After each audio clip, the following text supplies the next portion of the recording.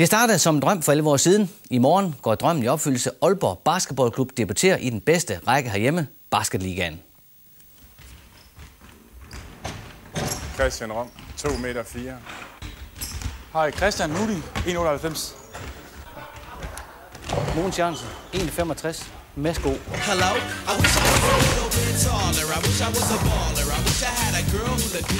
Ja, man kunne godt ønske, at man var en anelse større, når man skal til træning hos Aalborg Basketballklub med en gennemsnitshøjde på 1,90 meter.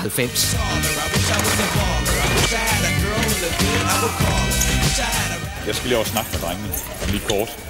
Og det har træner Carsten Hermansen nu gjort i 11 år. Der satte han sig det mål at føre Aalborg Basketballklub op i den bedste række herhjemme, sammen med drengene. Jeg har aldrig i mit liv haft en trup, der har trænet, som de her har. Så den der motivation, de har inde i, for at prøve den her drengedrøm, den bærer det i hvert fald i øjeblikket, det er helt sikkert. Må jeg snakke med dig?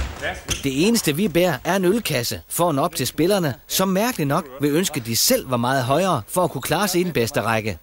Nok bedst til mig, Carsten. Jeg er meget glad for, at det ikke er mere.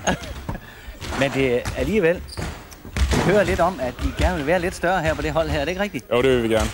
Men vi har arbejdet meget på det hele sommeren. Nogen har styrketrænet 6-7 gange om ugen. Hele sommeren. Andre har så nøjes med 4-5 gange. Så vi er på vej. Vi er blevet meget stærkere.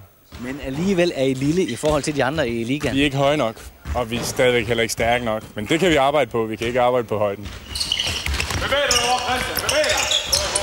Yes! Og holdet kunne faktisk blive meget stærkere, hvis man gjorde som alle andre hold i Basketligaen. Hente forstærkning i udlandet. Men træneren i Aalborg går den modsatte vej. Vores ambition, det er jo at lave gode danske spillere, som kan komme på landsholdet. Og hvis man investerer i alt for mange af de der specielt guard-spillere fra udlandet, specielt fra USA af, så tager de typisk ansvaret i kampene. Og hvis man bliver ved med at lave danske spillere, der ikke kan tage ansvar for kampen selv, så får vi heller ikke et landshold. Derfor satser Carsten Hermansen udelukkende på egne spillere for Aalborg, og det har været en stor succes, selvom der var mange, der ikke troede på det. Det er svært at gøre sig synlig i dansk basket, når man bor i Aalborg. Men det er jo også det samme det der med, at ingen i klubben har troet på, at det her kunne lade sig gøre. Prøv at forestille dig, hvordan man så tror i København, når vi ikke engang selv har troet på, at det kunne lade sig gøre. Men nu er vi der på en eller anden måde, og det er rigtig lækkert.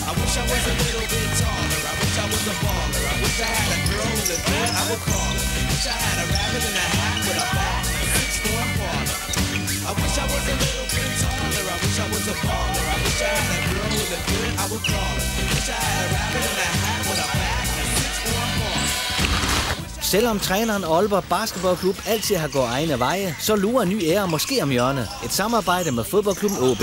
Det kunne man godt forestille sig. Hvis man sådan skal køre, jeg synes jo, man skal prøve at køre lidt underholdningsindustri på det, sådan at der altid er aktivitet i stadionhallen. Så når man bor i Aalborg og omegn, så ved man, at i hver eneste weekend, så for eksempel hver søndag, så vil der altid være 2 elitekampe af et eller andet. Enten noget håndbold, noget volley eller noget basket, eller noget fodbold i sommerperioden. Så det vil sige, det med OB ishockey, OB håndbold, og nu kan det også komme til OB basket, ja, det kan godt være... Ja, det kan godt være, men spørgsmålet om man ikke bare skal lave samarbejde, man måske ikke ændrer så meget et navn.